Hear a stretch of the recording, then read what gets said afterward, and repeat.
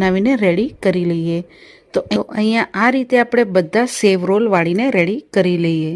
તો અહીંયા તમે જોઈ શકો છો કે બધા જ આપણે અહીંયા સેવ રોલ વાળીને રેડી થઈ ગયા છે।